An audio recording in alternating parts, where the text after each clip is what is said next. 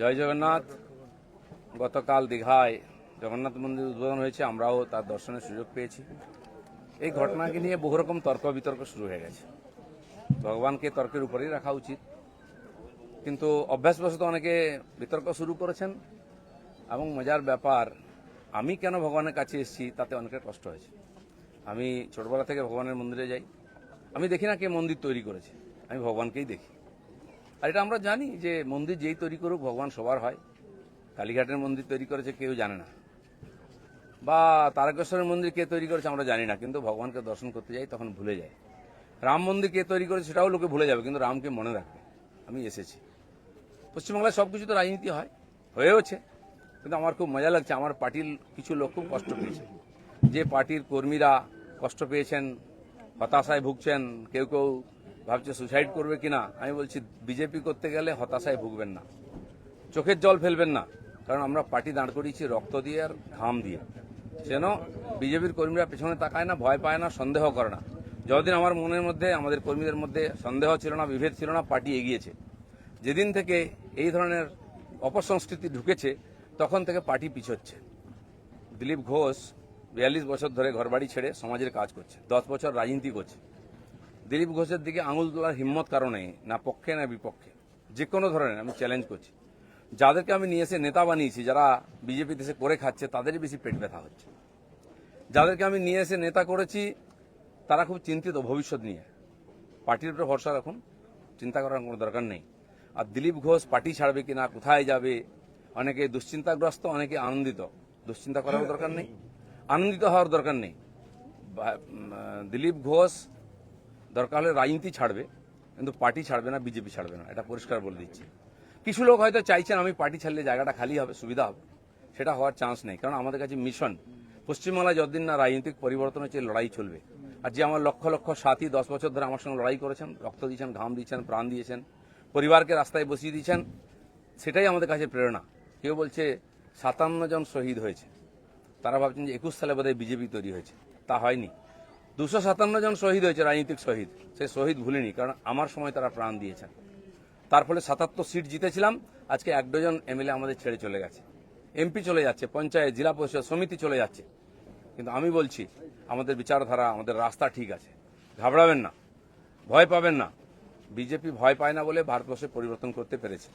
আমরা সেই পার্টির সংস্কৃতি মানি যে পার্টির প্রধানমন্ত্রী অটল বিহারী বাজপেয়ী কালীঘাটে গিয়ে মমতা ব্যানার্জির মায়ের পায়ে হাত দিয়ে প্রণাম করেছিলেন। আমরা সেই সংস্কৃতির লোক। মমতা ব্যানার্জি তখন আমাদের সঙ্গে ছিলেন, আর অন্যদিকে চলে গেছেন, শত্রু হয়ে গেছেন, এটা আমি মনে করি না। রাজনীতি আমার কোনো শত্রু নাই, আমি সবাইকে মিত্র করার চেষ্টা করি। আর মিত্র করেছে বলে ভারতীয় জনতা পার্টি এত বড় হয়েছে। অন্য পার্টির বহু নেতা এসে পার্টির নেতৃত্ব করছেন। তো সেই জন্য আমরা সেই সংস্কৃতির লোক, সেই পার্টির কর্মী যে পার্টির প্রধানমন্ত্রী অটল বিহারী বাজপেয়ী শান্তির বার্তা নিয়ে বাসে চড়ে লাহোরে গেছিলেন, শত্রুর দেশে গেছিলেন, ঘোষিত শত্রু পাকিস্তান। প্রধানমন্ত্রীর সঙ্গে আলাপ করেছিলেন। ফিরে আসার পরে পাকিস্তান আক্রমণ করেছিল, কার্গিল যুদ্ধ হয়েছিল। অটল বিহারীর হাত কাঁপেনি, মিরাজ পাঠিয়ে দিয়ে, সেনা পাঠিয়ে দিয়ে সমস্ত বাংকার গুঁড়িয়ে দিয়েছিলেন। আমরা সেই সংস্কৃতি, এটা ভারতের সংস্কৃতি, এটা বিজেপি সংস্কৃতি। আমার প্রধানমন্ত্রী নরেন্দ্র মোদী, তিনি নওয়াজ শরীফের বাড়িতে বিয়েতে নেমন্ত্রণ রক্ষা করতে গেছিলেন, কোনো প্রোটোকল মানেননি, আশীর্বাদ করেছিলেন মেয়েকে। কিন্তু তারপরে পাঠানকোট হয়েছিল, পুলওয়ামা হয়েছিল, কিন্তু নরেন্দ্র মোদী সার্জিক্যাল স্ট্রাইক করতে, এয়ার স্ট্রাইক করতে পিছিয়ে যাননি, কারণ এটাই বিজেপি, এটাই ভারতীয় সংস্কৃতি। সেজন্য আমরা যেন আমাদের পরিচিতি না ভুলে যাই। আমার পাড়ায় বিয়ে হচ্ছে টিএমসি নেতার বাড়িতে, সে টিএমসি করে বলে তার বাড়িতে আমি বিয়েতে যাব না। এই ধরনের জঘন্য নিম্ন রুচির রাজনীতি দিলীপ ঘোষ করে না, করবেও না, এটা আমি ঘৃণা করি। আমার বাড়ির জামাই যদি অন্য পার্টি করে, সেই মেয়ের বাড়ি আমি যাব না, এই রাজনীতি দিলীপ ঘোষ করে না, করবে না। যারা করতে চাইছে এটাকে, বিজেপিকে এই অপসংস্কৃতি আনতে চাইছে, তারা বিজেপি জানে না, তারা বিজেপি জানে না, তারা দিলীপ ঘোষকে চেনে না, এর পিছনে কত ত্যাগ তপস্যা আছে জানে না। যারা 21 সালে এসছে, 20 সালে বিজেপিতে এসছে না, তারা বিজেপি বুঝতে পারবে না। কেউ কেউ আরএসএস দেখাচ্ছে, কেউ কেউ হিন্দুত্ব বোঝাচ্ছে। দিলীপ ঘোষকে হিন্দুত্ব বোঝাবেন না। আমার কাটলে গায়ে হিন্দুর রক্ত বেরোবে, বিজেপির রক্ত বেরোবে। বাকিদের গায়ে কি রক্ত আছে আমি জানি না, কারণ বহু জায়গায় ঘুরে এসছেন তারা। কে বড় বড় কথা কারা বলছে? যারা মমতা ব্যানার্জি আঁচলের তলায় থেকে নেতা হয়েছে। আরো বড় বড় কথা বলছে, অনেকে চরিত্রের কথা বলছে, যারা কালীঘাটের উচ্ছিষ্ট খেয়ে জীবন কাটিয়েছে, আজকে বিজেপির উচ্ছিষ্ট খেয়ে বেঁচে আছে। তারা দিলীপ ঘোষকে ক্যারেক্টার সার্টিফিকেট দিচ্ছে।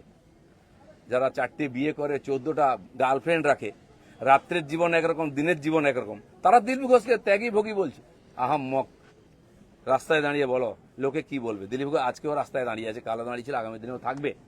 মানুষ জানে দিলীপ ঘোষ কি করেছে, দিলীপ ঘোষ কি। আমার মন আর মুখ এক। আমি পর্দার আড়ালে কথা বলি না, কোন নেতার সঙ্গে বন্ধ ঘরে মিশি না, আমি সে যেই নেতা হোক। আমি চৌরাস্তায় দাঁড়িয়ে কথা বলি, ক্যামেরার সামনে কথা বলি। এটা দিলীপ ঘোষ। তাতে যদি কারো কষ্ট আমার কিছু করার নেই। দিলীপ ঘোষের মিশন ঠিক আছে, দিলীপ ঘোষ পাল্টাবে না, তার নীতি পাল্টাবে না। দিলীপ ঘোষ বাংলায় পাল্টাতে এসছে, অর্ধেকটা হয়ে গেছে। যারা কোনোদিন পার্টির জন্য কন্ট্রিবিউশন করেননি তারা বুঝবেন না বিজেপি কি, দিলীপ ঘোষ কি। সেই জন্য কষ্ট পাওয়ার কোনো কারণ নেই। দিলীপ ঘোষ আছে, দিলীপ ঘোষ থাকবে যতদিন পার্টির প্রয়োজন হবে। যে কর্মীরা আবেগে ভাসছেন, আবেগে ভাসার সময় নয়। যদি সত্যি সংকট আছে লড়াই করুন। আর বিজেপির কর্মীদের উপর আক্রমণ, হিন্দুর উপর আক্রমণ ভারতবর্ষে প্রথমবার হয়েছে। আজ যারা বড় বড় কথা বলছেন তারা হিন্দুর জন্য কতটা লড়াই করেছেন, কি ত্যাগ করেছেন। 4 পয়সার ত্যাগ নেই। বিজেপিতে কামাতে এসছেন, কামানো কমে যাচ্ছে। আমি দোকান সাজিয়ে দিয়ে এসছিলাম 77টা এমএলএ দিয়ে, 1 ডজন এমএলএ আজকে নাই কেন? এমপি কোথায় গেল? জেলা পরিষদ সমিতি প্রধান চলে যাচ্ছে কেন? জবাব কে দেবে? 21-এর পর থেকে বিজেপির নামছে।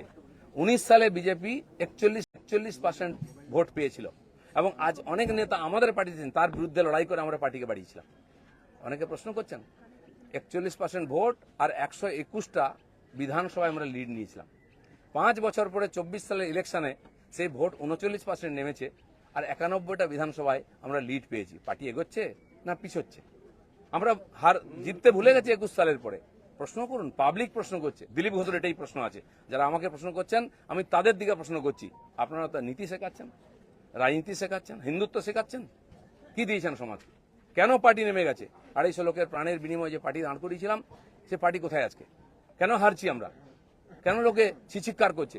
আর এই দালালরা যেদিন থেকে পার্টিতে এসছে বিজেপির গন্ধও চলে গেছে, বিজেপির স্বাদও চলে গেছে। লোক বিজেপির ভরসা করতে পারছে না। তাই ভরসা ফিরিয়ে আনার জন্য লড়াই করুন, নাটক করবেন না। রক্ত দিয়েছি আমরা, ঘাম দিয়েছি, তারপরে মানুষের বিশ্বাস জিতেছি, মানুষের আশীর্বাদ জিতেছি। দিলীপ ঘোষের তো লড়াই জারি আছে। আপনারা ঠিক করুন কে কোন পার্টি থেকে লড়াই করবেন। দিলীপ ঘোষ পার্টি পাল্টাতে আসেনি, পশ্চিমবাংলাকে পাল্টাতে এসেছে। ধন্যবাদ সবাইকে।